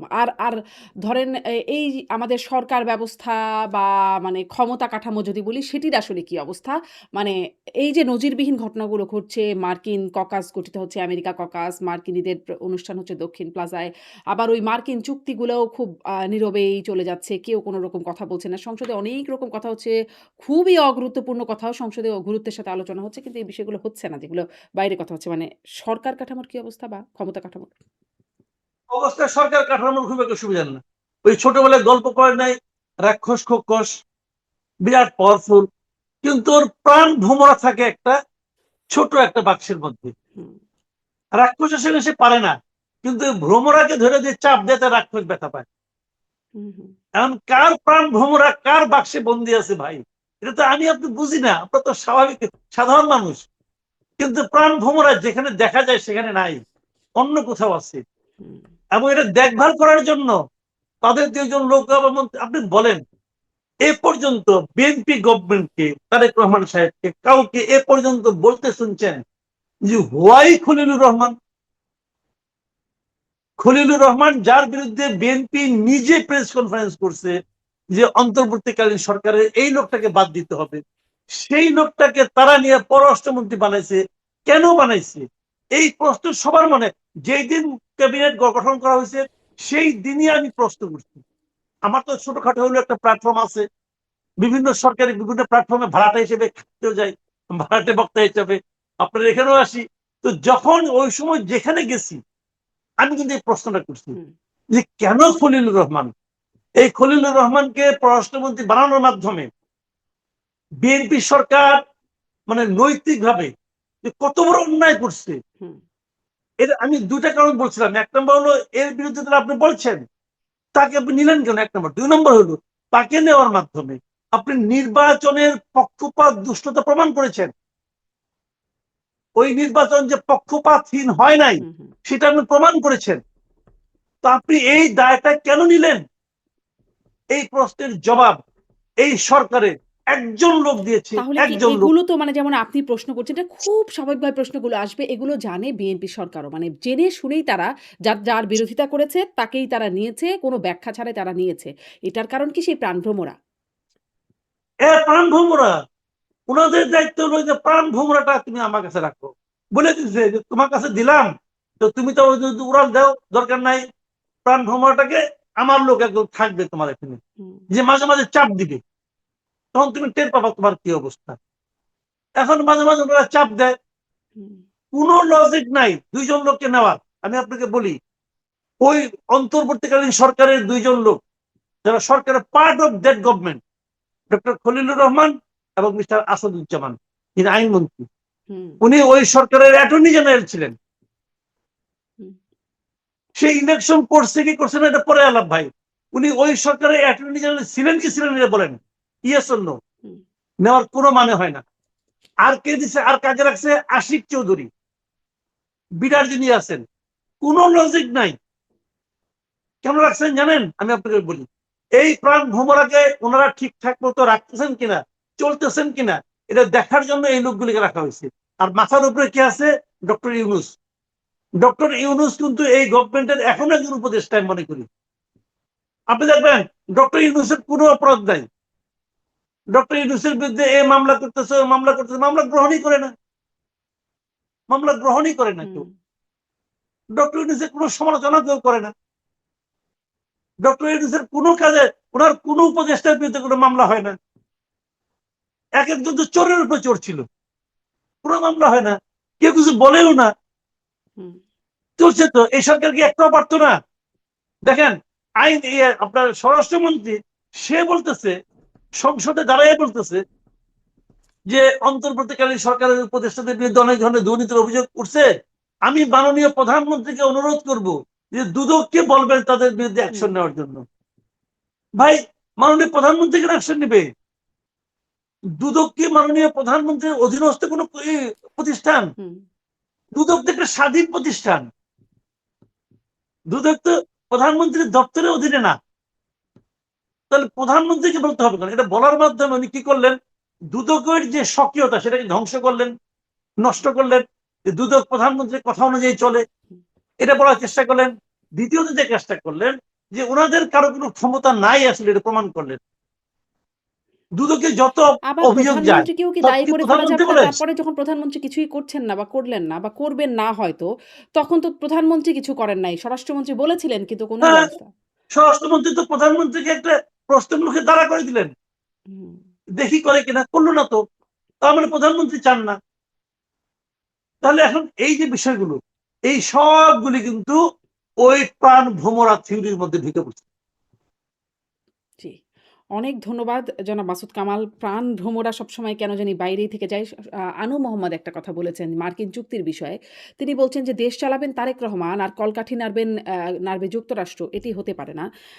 মানে তার কথাটাও একটু মনে পড়ছে আরকি এই প্রসঙ্গে যে তিনি এরকম একটা বক্তব্য রেখেছিলেন সম্প্রতি। ধন্যবাদ আপনাকে। যুক্ত হবার জন্য অনেকটা সময় কথা বললাম। কিন্তু বুঝলাম না আসলে প্রাণভ্রমরার ব্যাখ্যাটা খুব মানে যেহেতু সরকার স্পষ্ট করে না এরকম প্রশ্নের মধ্যেই বা আমাদের ভাষা ধারণা নিয়ে থাকতে হবে। ধন্যবাদ যুক্ত হবার জন্য, সময় দেওয়ার জন্য। ধন্যবাদ আপনাকে। অনেক ধন্যবাদ দর্শক সাথে থাকার জন্য।